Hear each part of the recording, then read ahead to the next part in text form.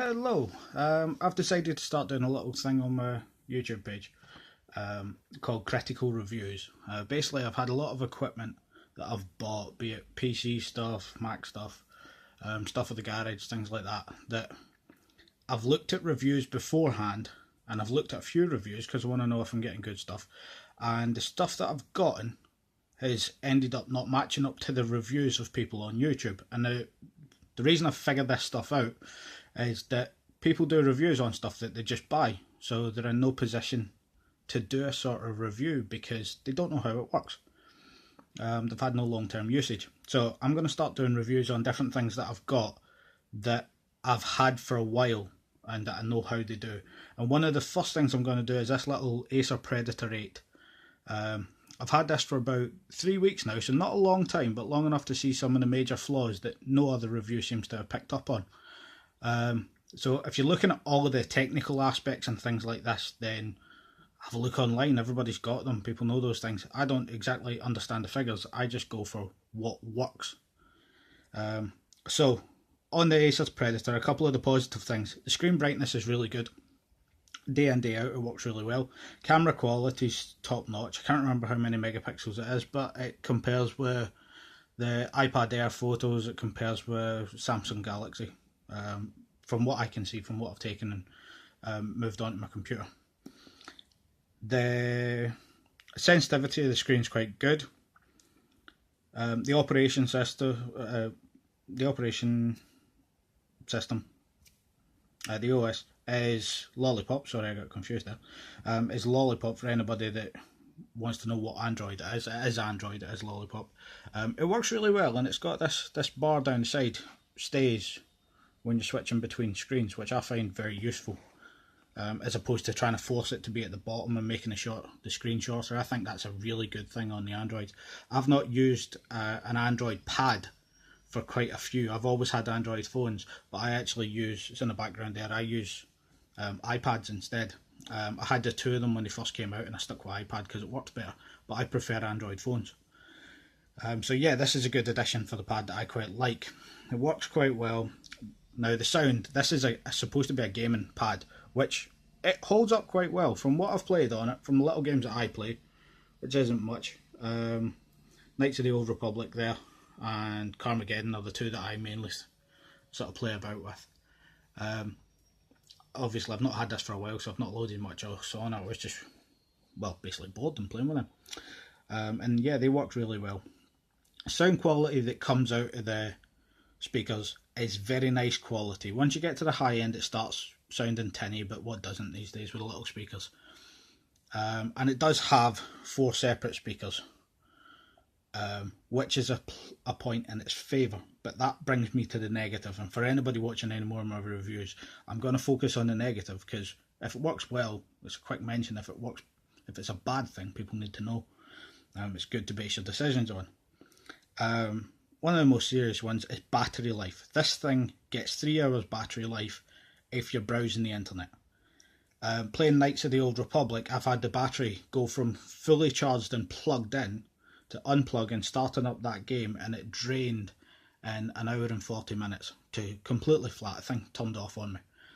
And I had a little bit longer, about 2 hours and 20 minutes in Carmageddon, when I was just trying to see what it would go for.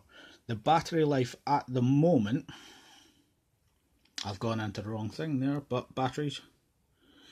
So I've not used this, aside from turning it on just now, actually activating the screen. I've not used it for 2 days, which you can see there. And this is the battery declining with no usage. That Wi-Fi usage is slightly worrying to me, because 20% of it is Wi-Fi, and it's been sat in the same place. So it does have a short battery, but for the price tag, it's €300, $300, and I don't know how much in pounds. But it's not bad for a cheaper end tablet, which is supposed to be a gaming tablet. But I think it's sort of a little bit cheaper than some of the good Samsung stuff. You can pick up an older Samsung for about the same price, which will do you a little bit less in the performance. Back to the speakers. The speaker volume, although the quality is good, the volume isn't as loud as most tablets out today. It's not as loud as my phone. I'm filming this on a Wiley Fox Swift, and it's not as loud as this phone kicks out, and this is a budget phone. and the speaker location is a bit annoying because if you're playing games, you're playing like this, maybe a bit lower, but you're covering two of the speakers. And it does sound odd. You get this weird resonance when you're covering the speakers. It sounds like a slight echo, but it makes it sound distorted when it's not. So it's a bit of an annoying thing, but nah, one of those things. Now, the big problem, and this is going to be a major problem for most people, is the Wi-Fi. The Wi-Fi is slower than anything I've ever used. It's slower than my phone's Wi-Fi. It's slower than the iPad. That's an iPad Air sitting there. In our household, we also have another iPad Air and an iPad 2. And yeah, this thing, even though it's brand new, its Wi-Fi is noticeably slower. And its actual distance is rubbish. I've got several laptops in the house. I think we've got 3 laptops. We have 3 iPads. And none of them have any problems with the Wi-Fi around the house. I can use the Wi-Fi at the other end of the garden. Now, right now where I'm sat directly below the router. So I'm about 2.5 meters away from where my router physically is. And it will connect here. But if I go out into my hall, which is just over there, so that I'm about 6 meters away, and this is a wooden built house, so it's wooden, like it's wood construction. It's 6 meters away from the router through a floor and a wall. I can't get the Wi-Fi on this pad. It completely dies on me. Yet with the iPad, I can use it where I'm using it, in the same place. I can use it out in the garage, which is about 30-40 meters away. The laptop, all of the iPads, the phones, nothing seems to have a problem with it.